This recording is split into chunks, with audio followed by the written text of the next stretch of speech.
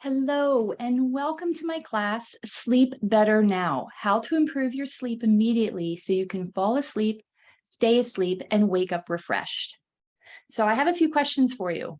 Do you lay awake for hours trying to force yourself to sleep, but you just can't relax and fall asleep easily?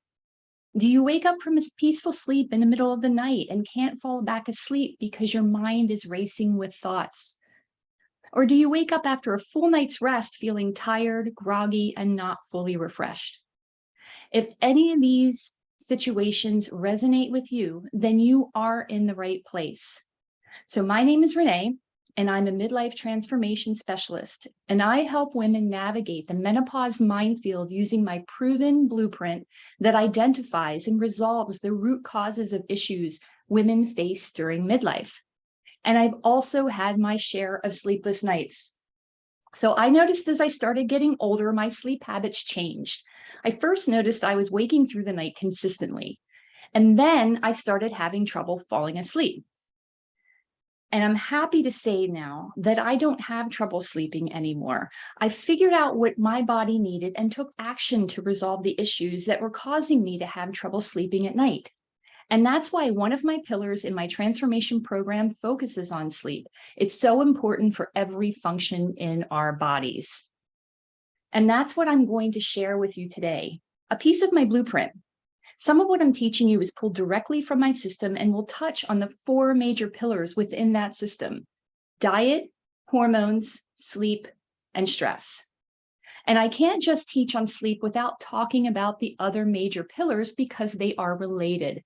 What you eat, your stress levels, and your hormones all affect your sleep quality. And the quality of your sleep will affect your diet, your stress levels, and your hormone levels. So I'm going to touch on all of these areas in this class today. So my intention for today is to have you walk away with a few tips and tricks on how to start sleeping better tonight. So I hope that you will leave this class with a new view on sleep and have practical tips that you can put to use immediately to have a more successful night's rest. So one thing I've learned over the last number of years working with clients is that many people don't know that they are getting poor quality sleep. And sure, some have the telltale signs: difficulty falling asleep, waking through the night, or waking up feeling tired. But there are additional signs you can look for.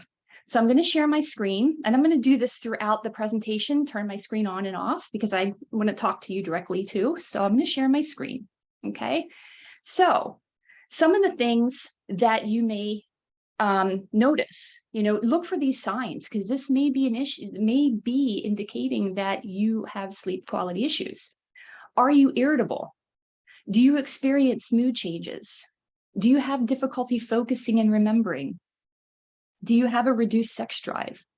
Do you suffer from daytime sleepiness? Do you have an increased appetite? Do you yawn frequently throughout the day? Or do you have skin issues like acne, dark circles, and baggy eyes? If you experience any of these symptoms, then you might suffer from low quality sleep.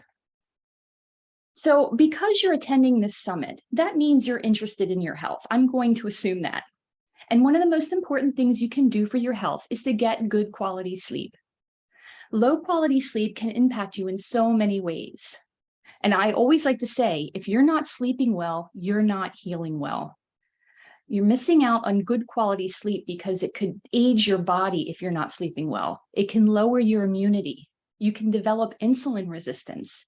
Low quality sleep contributes to obesity, diabetes, arthritis, cancer, and even heart disease. And you can develop mood disorders and depression and increase your overall mental illness. You may even experience poor performance and poor judgment. You may end up being impulsive, and generally, you'll just have a lower quality of life if you're not sleeping well. And here's the issue, especially when we hit midlife. As you age, your sleep patterns and your sleep quality changes. And this can happen for many reasons. Hormone imbalances, high levels of stress, and even your diet can affect your sleep quality. So I'm going to give you a few tips that you can put to use immediately to have a more successful night's sleep. Okay, so let's just get into it. I'm going to give you 3 tips. So tip number 1, develop a daily routine. And this is more than just a bedtime ritual.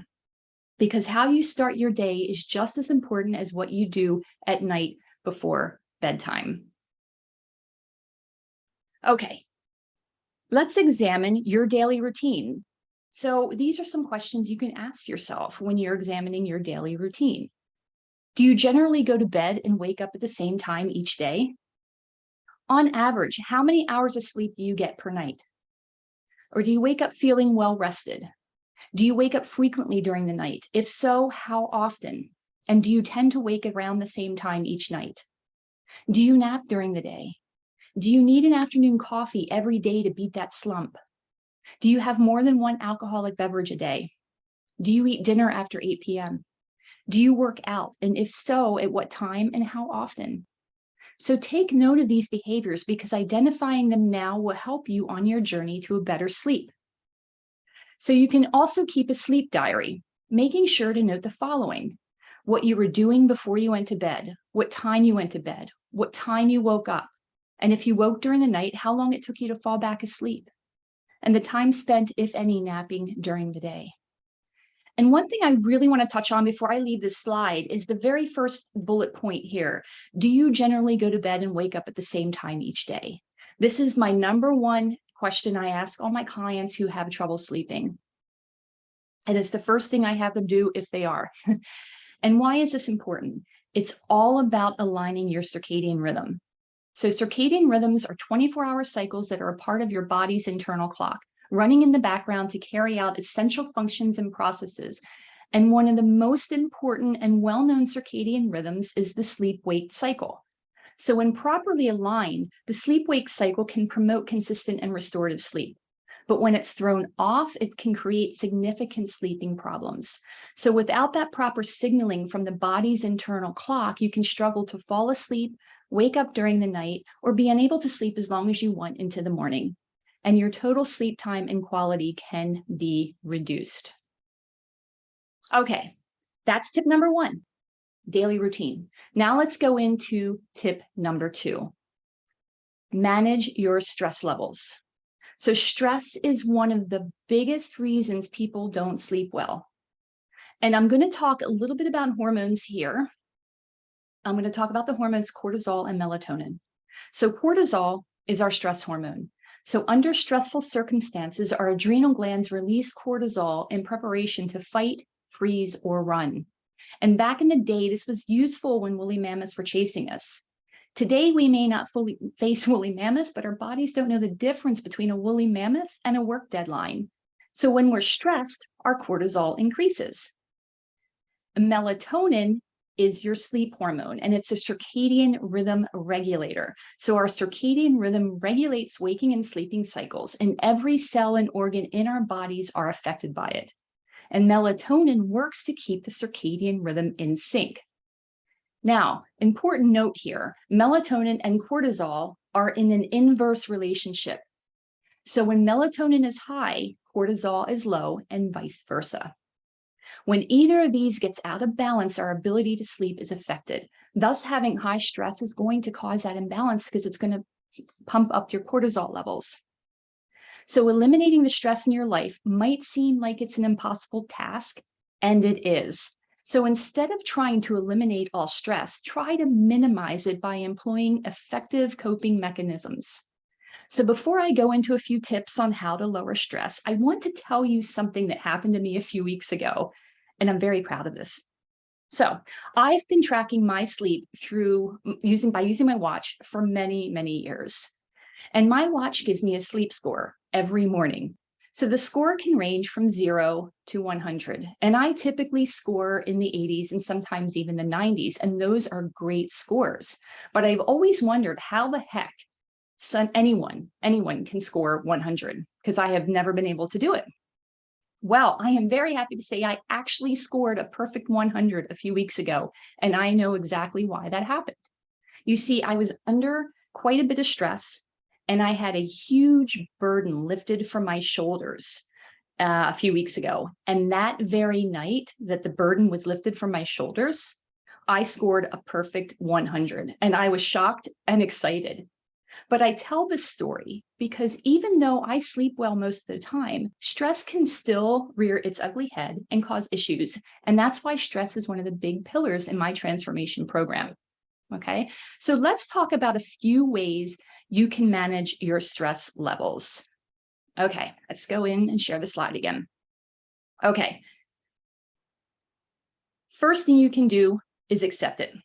There are going to be events in your life that you cannot control or change. So you need to let it go because worrying can lead to feelings of high anxiety and can even cause physical illness. You do have to feel it. You don't want to avoid it or deny it, what's going on either. So go within and listen to what your feelings are telling you because what we resist persists. Okay, so don't try to control the uncontrollable. Learn to forgive and let go. Worrying will never change the outcome. And I always like to say there are two primary choices in life: to accept conditions as they exist or accept the responsibility for changing them. If you can't change or control the situation, then learn to accept it. Okay, next. Keep a journal. So each time you feel stressed, write about the experience and how you felt physically and emotionally. Document what you did to make yourself feel better. This way you can manage similar situations in the future. You can keep a gratitude journal as well to help you remember all the things that are good in your life and aim for at least 3 good things a day. But more is even better because being grateful for your blessings cancels out negative thoughts and worries. So when you feel stressed, you can spend a few minutes looking through your notes to remind yourself what really matters. Okay. Reduce stress with deep breathing exercises or meditation. So these activities help bring about a relaxed state of mind conducive to falling asleep.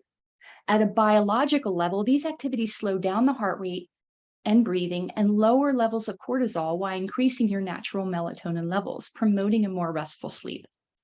You can find breathing exercises and guided meditation on Google, on YouTube, or apps like Breathe and Calm for your phone.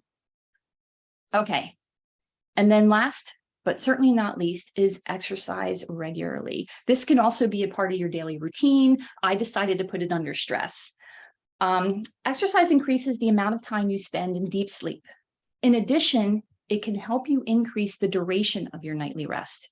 Research indicates that regular exercise can help boost sleep quality and sleep duration. And moderate to vigorous exercise can increase the sleep quality by reducing the time it takes to fall asleep and decrease the amount of time you lie awake in bed at night. And it can also help alleviate daytime sleepiness, and for some people, even reduce the need for sleep medications. And perhaps the most obvious way exercise helps you sleep is that it physically tires you out. Physical activity increases your sleep drive or need for sleep. So when you've exercised, your body wants to recover, and sleep is a good way of doing that. And exercise also provides significant stress relief, which is strongly associated with sleep troubles. So when you exercise, your brain releases endorphins, which give you that post-exercise high, boosting your mood while reducing stress. And when I mention exercise, I'm not just talking about hitting the gym or going for a run. Any kind of movement will work. Get out for a walk or a hike or do some yoga. Whatever you like to do is the best type of exercise because you will do it consistently if you like to do it. And I recommend getting at least 20 minutes of movement or exercise a day. Okay, that was tip number 2, stress. Now let's go into tip number 3. Watch your diet. What you put into your body can affect how you sleep at night.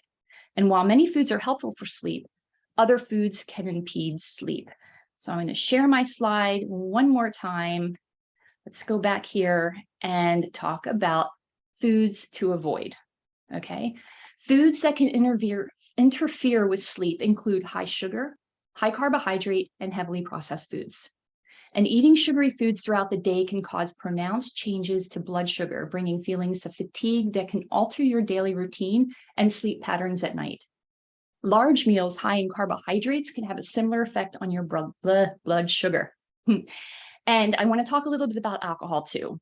because alcohol, you may think that it helps you fall asleep faster, more deeply, and it can, but it reduces the amount of REM sleep that you get, and disruptions in REM sleep will cause daytime drowsiness and poor concentration.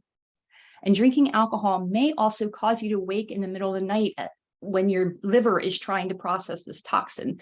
So according to Chinese medicine, the liver detoxes between 1 a.m. and 3 a.m. every morning. And if you find yourself waking at night or waking at this time after a night of drinking, you can bet alcohol is the culprit. Okay. So now let's talk about foods to include in your diet. So first, add foods rich in tryptophan to your diet. So eat plenty of seeds, chicken, turkey, fish, cheese, beans, lentils, and eggs. And these will increase the tryptophan in your diet. And this is important because tryptophan is essential to the production of melatonin. And there are also other foods that are high in melatonin. Almonds and walnuts contain high levels of melatonin. Eating them can increase your blood levels of the hormone, helping you sleep more soundly. And there are certain foods containing melatonin that may help you fall asleep faster and wake up less often at night. So for instance, tart cherry juice and whole tart cherries contain lots of melatonin. And bananas, pineapple, and oranges are also good sources. You can also eat foods high in magnesium, like avocados, organic yogurt, and leafy greens. Magnesium is a calming mineral that can help induce sleep when it's ingested in the evening. Okay, so those are some foods to avoid and include in your diet. Now I want to talk a little bit about meal timing. So you should stop eating at least 3 hours before bedtime. And it's best to avoid large meals close to bedtime because being full at bedtime can interfere with falling asleep and disrupt your sleep quality through the night as your body works to digest that food. You also want to stop liquid intake 3 hours before bed, and that will help you avoid waking up for bathroom breaks. And I'm going to talk a little bit about caffeine. I highly recommend you avoid caffeine in the afternoon after 12 p.m. because when you drink caffeine, it can actually stay in your system for anywhere from 7 to 12 hours. So having that late in the day caffeine boost can force your body to remain awake when it should be winding down. So to avoid this, stop drinking caffeinated beverages after 12 p.m. And then the last thing I want to talk about for this tip 3 around diet is food sensitivities. So digesting food your body is intolerant to may cause inflammation and impede your sleep. So inflammation is your body's natural response to an illness or injury, and it's your body's way of defending itself against bacteria, viruses, damaged cells, and it's part of the natural healing process. And chronic inflammation can cause pain, which can keep you awake at night. It can also stress you out, which will raise your cortisol levels and keep you from sleeping. And inflammation can also wreak havoc on your sleep cycles. People with inflammation tend to get less REM and deep sleep, which are critical for cognitive function, restoration, and healing. So if you've been sleeping poorly due to inflammation, you may fall into this negative cycle between inflammation and poor sleep.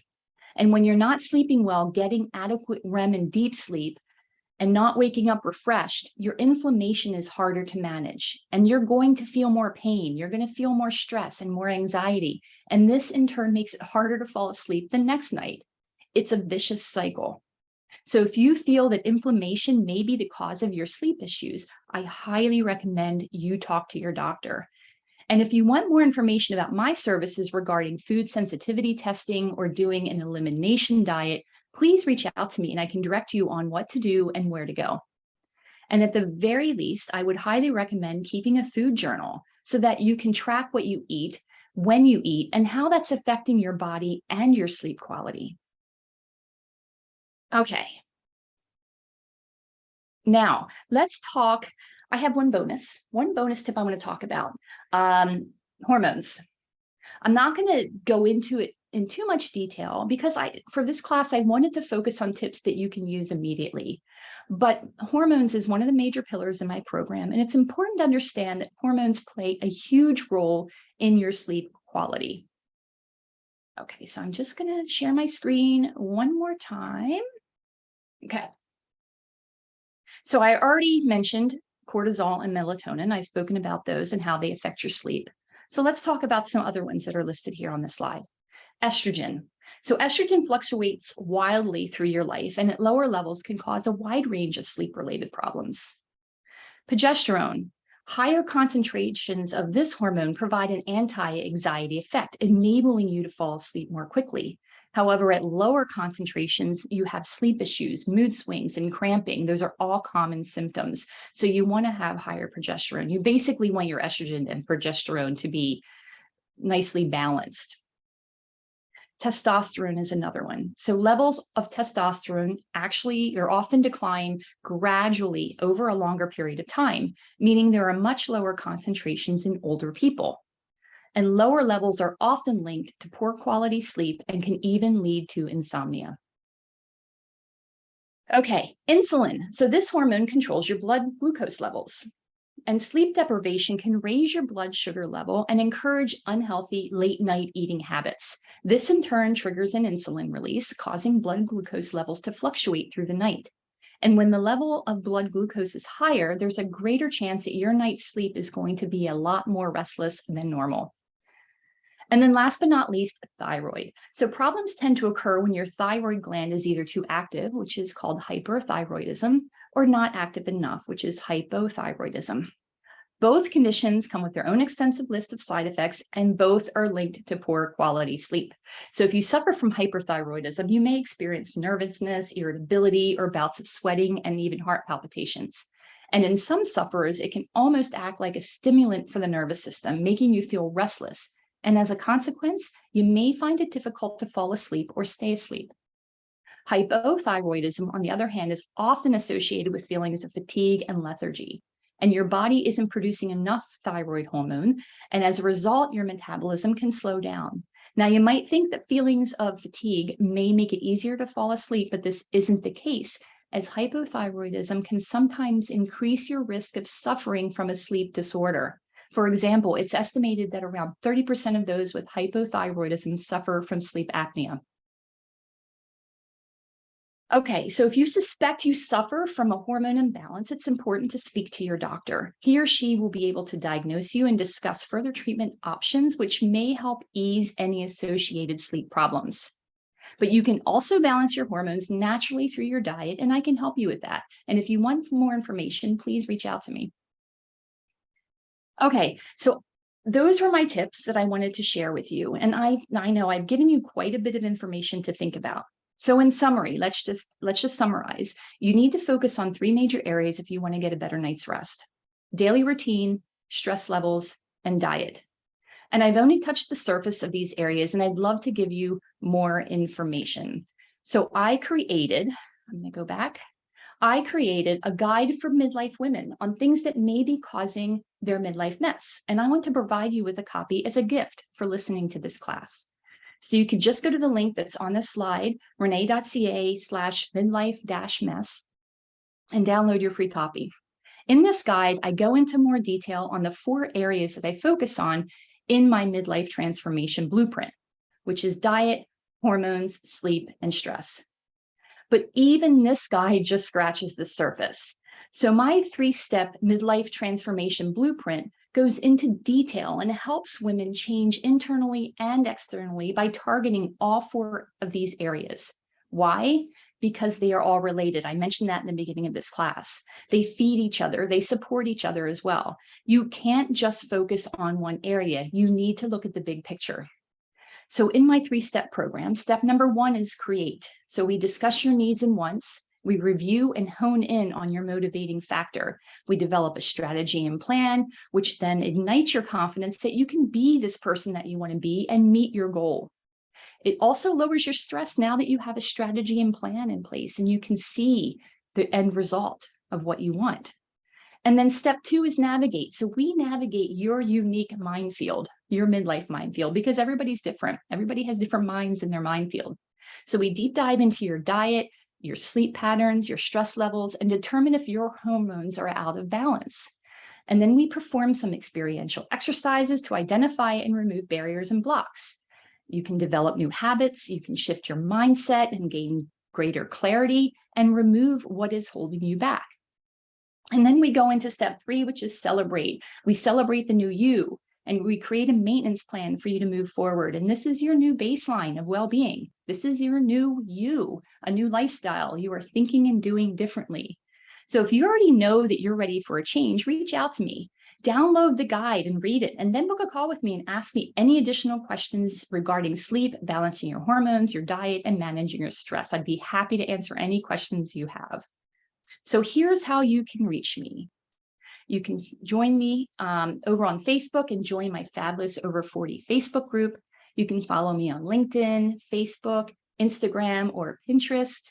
Or better yet, book a 15-minute chat with me. The links are all here, so take advantage of them. So let me stop sharing. And that's pretty much all I wanted to share with you today. So I hope you were able to take away a few tips and tricks to start getting a better night's rest tonight. And I want to thank you for joining me and taking the time to listen. And again, if you have any questions or have feedback, please reach out to me. Thank you and have a great day.